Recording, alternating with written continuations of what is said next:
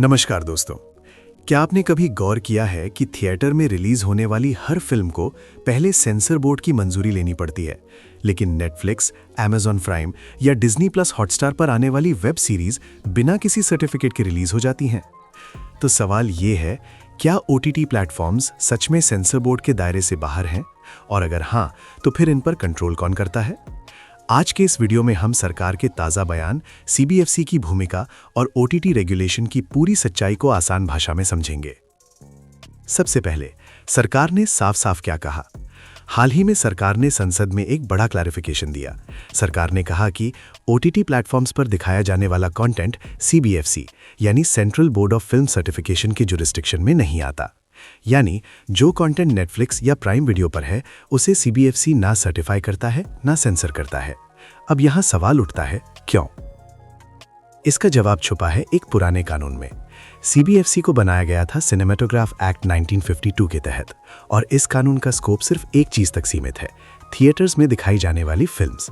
मतलब सीबीएफसी का काम है सिर्फ ये तय करना कि कौन सी फिल्म थिएटर में दिखाई जा सकती है और किस एज ग्रुप के लिए। लेकिन ओटीटी प्लेटफॉर्म्स थिएटर नहीं है, ये डिजिटल स्ट्रीमिंग सर्विसेज हैं जहां कंटेंट ऑन डिमांड देखा जाता है। इसी वजह से सीबीएफसी का कानून ओटीटी पर ऑटोमेटिकली अप्लाई नहीं होता। अब अगला बड़ा सवाल, अगर सीबीएफसी नहीं तो फिर ओटीटी प्लेटफॉर्म्स को रेगुलेट कौन करता है? इसका जवाब है आईटी रूल्स 2021, यानी information technology, intermediary guidelines and digital media ethics code rules 2021। सरकार ने ओटीटी प्लेटफॉर्म्स के लिए एक अलग रेगुलेटरी सिस्टम बनाया है जो सिनेमा सेंसरशिप से बिल्कुल अलग है। अब समझते हैं कि यह सिस्टम काम कैसे करता है।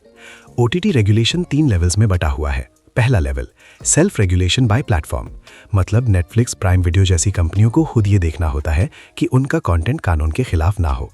उन्हें एज रेटिंग दिखानी होती है, 13+, 16+, 18+, और पेरेंटल कंट्रोल जैसे ऑप्शंस देने होते हैं। दूसरा level, industry self regulating bodies. अगर किसी व्यूअर को कंटेंट से प्रॉब्लम है और प्लेटफॉर्म पर कंप्लेंट रिजॉल्व नहीं होती, तो मामला इंडस्ट्री बॉडी के पास जाता है। ये बॉडीज प्लेटफॉर्म्स की कंप्लेंट्स को रिव्यू करती हैं। तीसरा लेवल, गवर्नमेंट ओवरसाइट। अगर पहले दोनों लेवल्स पर मामला सॉल्व नहीं होता, तो information and broadcasting ministry directly intervene कर सकती है, यानी सरकार आखिरी अथॉरिटी है। अब यहाँ एक बहुत इंपॉर्टेंट डिफरेंस समझना जरूरी है। थिएटर फिल्म्स में होता है प्री सेंसरशिप, यानी रिलीज से पहले काट छांट, लेकिन ओटीटी प्लेटफॉर्म्स में होता है पोस्ट रेगुलेशन, यानी कंटेंट रिलीज के बाद एक्शन। सरकार का मानना है कि ओटीटी ऑडियंस वॉलंटरीली कंटेंट चुनती है, इसलिए प्री सेंसरशिप की जरूरत नहीं है। लेकिन इसका मतलब ये बिल्कुल नहीं है कि ओटीटी प्लेटफॉर्म्स कुछ भी दिखा सकते हैं।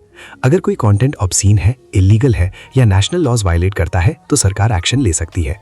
पिछले कुछ सालों में कई ओटीटी ऐप्स और प्लेटफॉर्म्स पर सरकारी कार्रवाई भी हो चुकी है। अब सवाल ये है, सरकार ने ये क्लैरिफिकेशन क्यों दी? क्योंकि पिछले कुछ समय से ओटीटी कंटेंट को लेकर कंट्रोवर्सी बढ़ रही थी।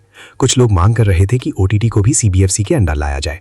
वहीं दूसरी तरफ कंटेंट क्रिएटर्स कह रहे थे कि इससे क्रिएटिव फ्रीडम खत्म हो जाएगी।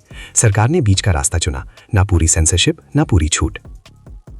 तो फाइनल कंक्लूजन क्या है? ओटीटी प्लेटफॉर्म सीबीएफसी के अंडर नहीं आते और सरकार की मंशा भी उन्हें सीबीएफसी के दायरे में लाने की नहीं है।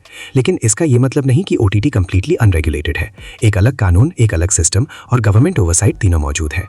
अब सवाल आपसे, क्या यह सिस्टम सही बैलेंस बनाता है या ओटीटी कंटेंट पर और स्ट्रिक्ट कंट्रोल होना चाहिए?